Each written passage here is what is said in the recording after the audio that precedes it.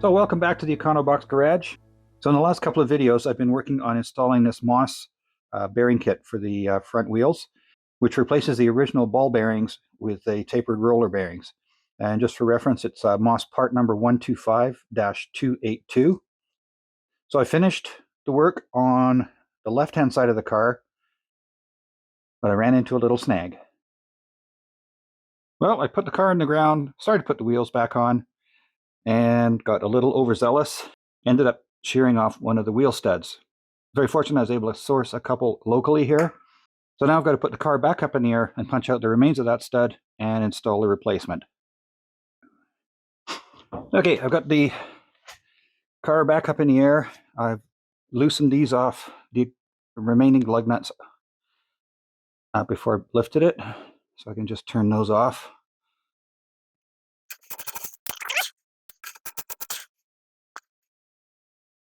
I'm hoping that I can do this without having to take the hub back apart again. There we go, got the wheel off. Oh yeah, there's got plenty of room in behind. Let's turn that. So I don't know if you can see that between the face of the disc and the back of the hub face, there's tons of room to get that lug out of there. I've got a fairly decent hammer. All right, so I've turned the hub so that the damaged stud is right at the top. Again, just want to shout out to Auto Man here in Calgary for helping me source some replacement studs. I'll put a link to their store in the description below. So if you're in the Calgary area and need any work done on a British sports car, they're the guys to go to.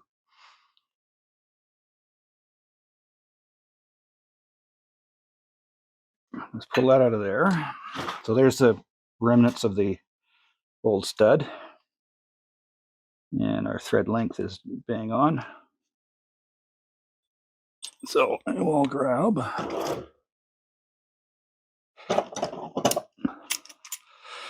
pair of vice grips.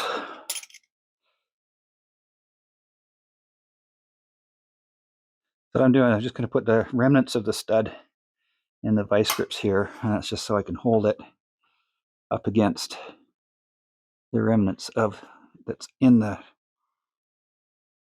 left in the hub itself. And let's see if we can use that as a punch. There we go. I'll take the smaller one and punch it out the rest of the way. There we go. And there's what's left. So between that,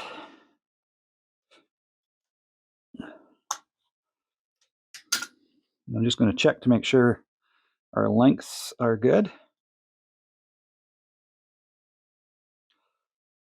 Obviously, this is going to be approximate because so this one's actually a touch longer, but I'm not too worried about that. Should be just fine. So I'm going to put that in from behind.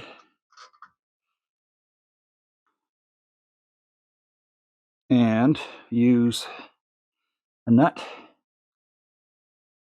And I'm going to get a heavy washer to put in there.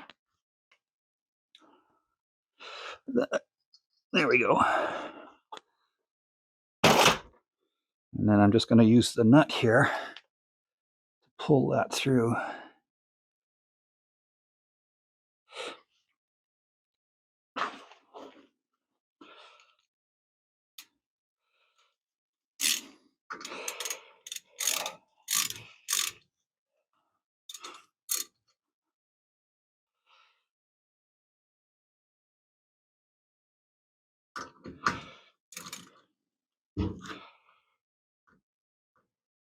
I'm just going to keep an eye on it inside here to make sure it's not turning.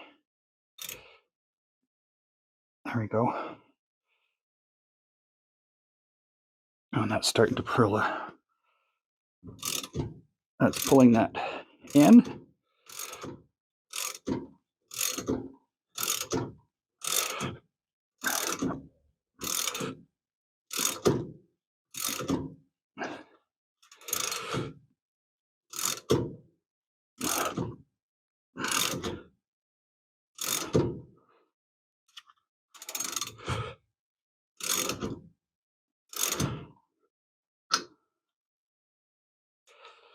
And let's put put a screwdriver in here so I can get myself some leverage. Take the nut off.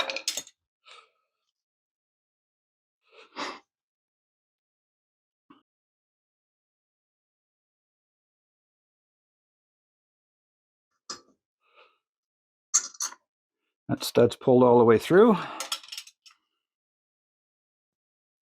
And grab the wheel.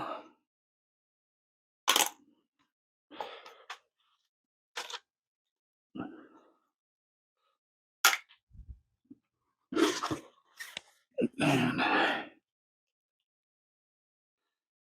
then back on here.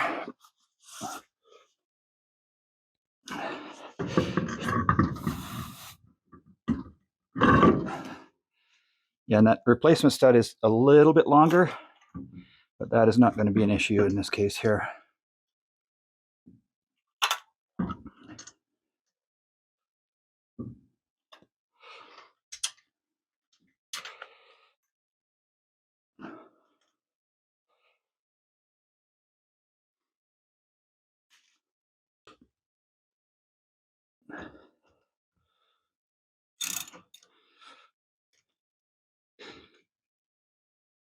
And this time I'm going to do what I should have done the first time, and that is torque the wheels down properly. All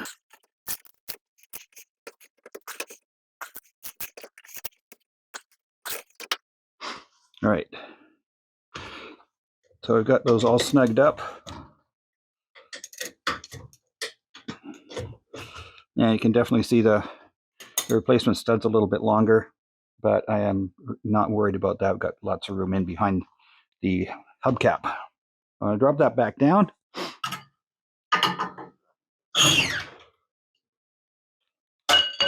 All right. Okay, I've looked it up, and the correct torque setting for a 3/8 fine thread, which is what these are, is 35 to 45 foot-pounds of torque, which means I'm going to have to use my old beam setup. It's a torque wrench. The other torque wrench I have doesn't go that low. So we'll set this up and just check that. I think I'm just going to go to 40. There we go. It's 40 on that one. And again, just going diagonally across. 40 on that one.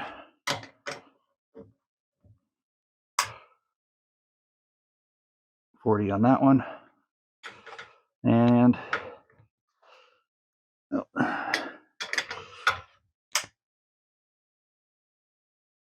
40 on that one. So there we go. I suppose that's one way to create content.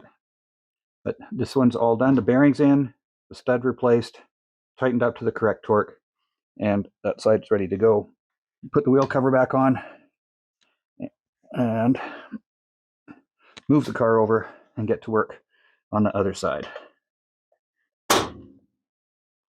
Left side front wheel is back on with that lug repaired. So I'm just going to maneuver the car over to the other side of the garage, and I'll replace the bearings on the right-hand side.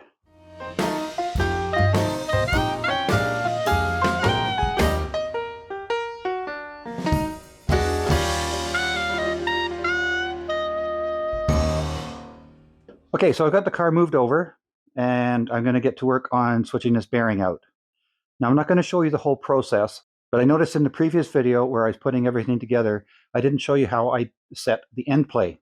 So the plan is, once I get to that point, I'll show you how I did that.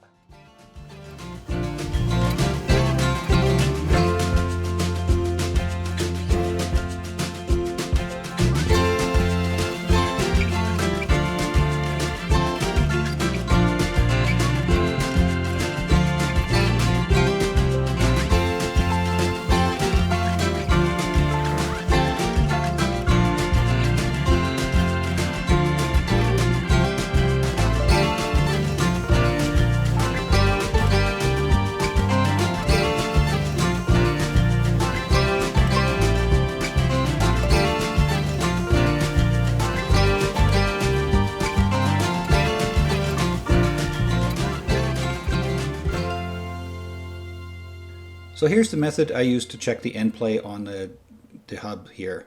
I recently picked up this setup with the magnetic base and the dial indicator and everything off Amazon. I'll put a link to that in the description below. So as you can see, I have the magnetic base on the rotor with the arms coming out and the pin, for lack of a better term, resting on the end of the shaft.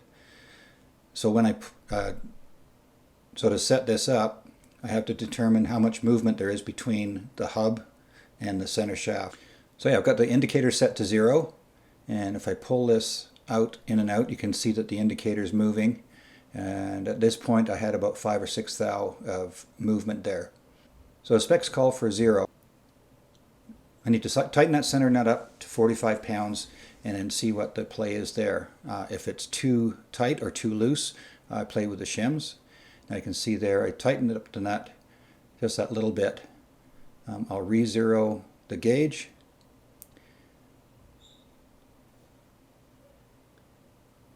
Like there, and then you can see that now there is no play, now you can see there's negligible play in that shaft. So I'm going to call that done.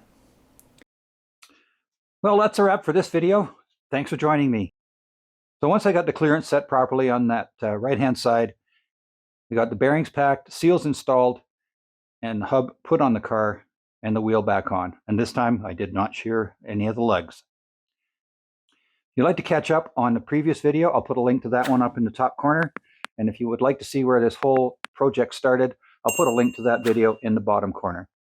My name is Ian. This is the Econobox Garage. We'll see you next time.